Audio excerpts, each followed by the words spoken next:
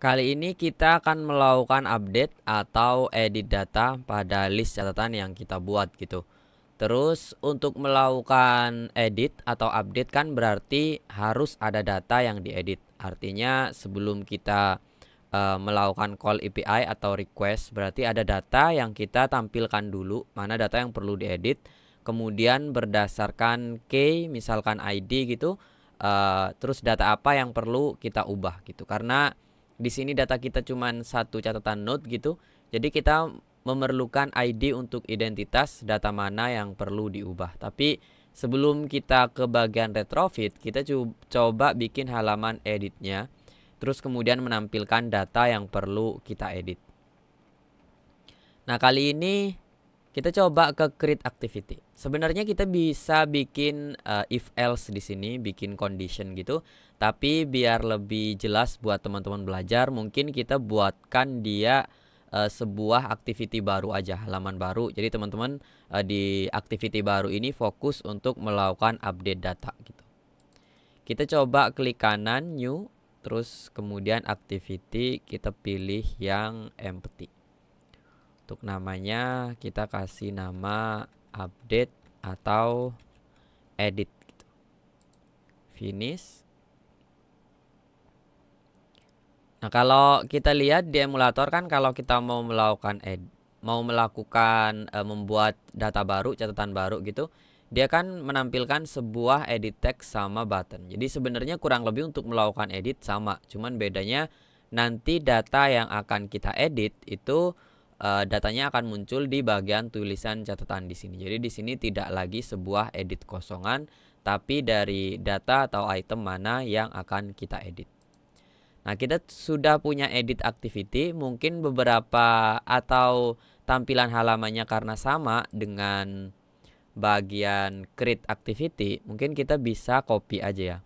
Kita masuk ke activity create, terus kemudian di sini ada padding 10 dp. Terus ada edit text sama button, kita copy aja. Kita paste di sini. Nah, kemudian kita tambahkan juga padding 10 dp. Oke. Di sini edit node sama button mungkin namanya kita ubah sedikit jadi button update biar nggak keliru gitu ya. Oke, kita punya edit node sama button update. Kita tutup.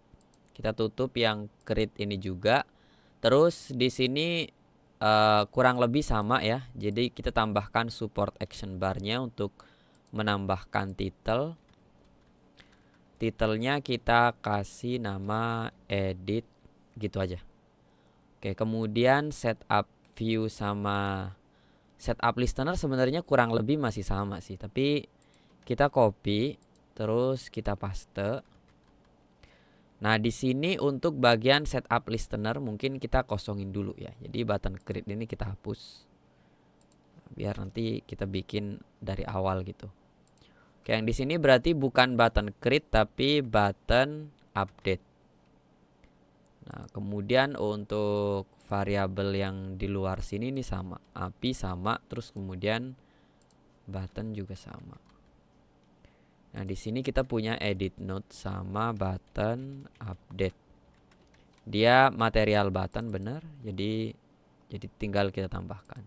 Nah, nanti button update itu di sini, button update set on click listener baru kita melakukan update. Oke, sebelum kita ke bagian melakukan call API-nya, coba kita fokus untuk gimana caranya kita bisa melakukan klik item, terus kita mendapatkan detailnya. Karena untuk melakukan edit, sekali lagi kita harus punya data untuk diedit.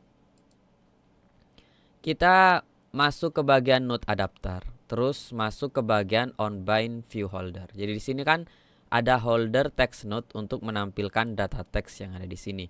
Artinya kalau mau memberikan listener ke item, kita juga bisa melakukannya di onBind view holder ini, sama seperti kita melakukan set data di sini. Oke, untuk text node sebenarnya teman-teman bisa langsung kayak gini, text node set on click listener. Nah, artinya ketika teman-teman mengklik edit text atau text view yang ada di sini, artinya dia sedang melakukan listener, kemudian aksi apa yang mau kita berikan. Tapi kalau teman-teman mau mengambil seluruh area dari item ini, teman-teman bisa menggunakan item view. Artinya satu item ketika diklik maka kita akan melakukan maka apa yang kita lakukan nanti kita langsung kerjakan di dalam sini gitu. Jadi bebas ya, pilihannya bisa mengambil spesifik dari view ID, ID view, atau teman-teman menggunakan item view ini. Nah, berikutnya untuk interaksi data antara adapter dan activity, karena kita akan lakukan on click tersebut dari si activity, maka kita bisa menghubungkan keduanya dengan menambahkan interface. Di bawah set data, teman-teman tambahkan interface on adapter listener. Nah, kita tambahkan di sini on click. Terus data yang dikirim adalah kita langsung ambil modelnya. Jadi kalau diambil modelnya, di sini kan ada release node model data. Nah, node model data ini bisa kita copy, kita taruh sini. Kita tambahkan di sini node. Dia tipe datanya adalah node model. Terus kemudian di bagian konstruktornya yang pertamanya cuman list, kita tambahkan di sini listener. Terus dia menggunakan interface yang kita tambahkan tadi, on adapter listener. Jadi dengan menggunakan listener di sini on click, nah kita bisa langsung tambahkan data ini. Dia kan sudah mengambil nodes by position. Kita tambahkan data. Karena konstruktornya kita tambahkan yang tadinya cuma list, sekarang ada interface. Nah, jadi ketika kita menggunakan node adapter di bagian main activity, itu kita tambahkan juga adapter. Nah, di sini kan kita cuma menambahkan the release ya. Nah, di sini masih kurang karena konstruktornya kita tambah lagi. Kita tambahkan objek untuk menggunakan node adapter dot on adapter listener dibuka. Nah, objek ini kita perlu implement. Implementnya adalah method on click yang kita tambahkan. Jadi dari on click ini kita bisa mengambil data node yang dia datanya diambil dari si adapter tadi. Maka ketika diklik item, kita akan pindah ke halaman. Kita akan pindah ke intent. Kita pindah ke edit activity class. Nah, ketika di dalam listener kita nggak cukup dengan this, tapi harus spesifik. Ini this siapa? Jadi kita tambahkan this main activity. Terus kita pindah ke bagian edit activity. Sebelumnya kan kita pernah belajar untuk ngebuka create activity ya, pakai kode ini. Nah, berikutnya karena kita perlu ngebawa data, jadi intent ini teman-teman enter. Nah, untuk mengirim datanya kita gunakan put extra. Put extra misalkan di sini kita tambahkan key-nya adalah node. Terus nilai yang dibawa adalah node.node. Nah, jadi kita bisa mendapatkan string dari catatan ini dengan menggunakan key node ini. Jadi di bagian edit di sini kita coba tambahkan private. Kita tetap gunakan lazy aja. Misalkan di sini node kita panggil menggunakan intent.get string extra. Terus tadi key-nya adalah node. Jadi dengan node harusnya kita sudah mendapatkan data node yang diambil dari main activity, yang mana main activity ngambil dari adapter. Jadi kurang lebih kayak lompat-lompat gitu ya. Nah, untuk ngambil datanya berarti di bagian setup view kita cukup menggunakan edit node set text.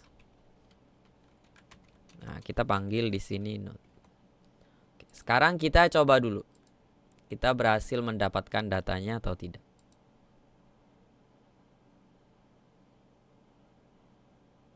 Kalau kita klik yang ini kan dia masuk ke catatan baru. Kalau kita klik itemnya baru sekali. Nah, kita masuk ke edit terus kita dapat data node-nya baru sekali. Tapi kalau kita mau melakukan update, tidak hanya merubah sebuah data terus ada nilai baru di situ, tapi kita juga perlu identitas data mana yang perlu diubah. Artinya, selain data teks di sini, kita perlu juga ngebawa ID catatan ke activity, ke edit activity ini. Jadi tidak hanya string node seperti ini ya. Di sini ada get string extra. Maka gimana caranya biar kita bisa membawa satu node model ini? Maka teman-teman bisa masuk ke bagian data. Terus di sini yang bagian data kelas data, teman-teman tambahkan serializable. Jadi kita bisa langsung ngebawa data ini langsung ke activity berikutnya. Jadi di main activity langsung aja kita gunakan node. Nah, terus di sini ID-nya tetap node atau key-nya tetap node. Di bagian si edit activity kita ubah, yang tadinya kan kita cuma mendapatkan string. Kalau teman-teman ngambil datanya, ngirim datanya integer, teman-teman gunakan integer. Atau kalau kita menggunakan serializable tadi, teman-teman gunakan get serializable node as node model dot data. Oke, artinya node ini sudah mewakili node model data yang isinya ada ID sama node, atau kalau lebih dari dua ini ya berarti semuanya bisa digunakan gitu. Jadi ketika set text di sini, node kita harus jelas node yang mana. Kita memerlukan data ID atau data node-nya. Jadi di sini kita panggil node. Sekarang kita coba lagi. Kita coba klik yang ASDF lagi. Nah, kita tetap dapat ya. Jadi dengan menggunakan node dari data kelas ini, kita juga bisa mendapatkan semua atribut, nilai atribut yang tersedia dari data kelas tersebut. Kalau dicoba lainnya, last day, kita juga dapat. Jadi nanti kalau kita melakukan call API dan membutuhkan ID, maka di sini kita sudah bisa menggunakan node.node atau node.id. Kurang lebih seperti itu untuk mendapatkan detail dari item adapter. Saya Irsad dari Last Day dan sampai ketemu di video berikutnya.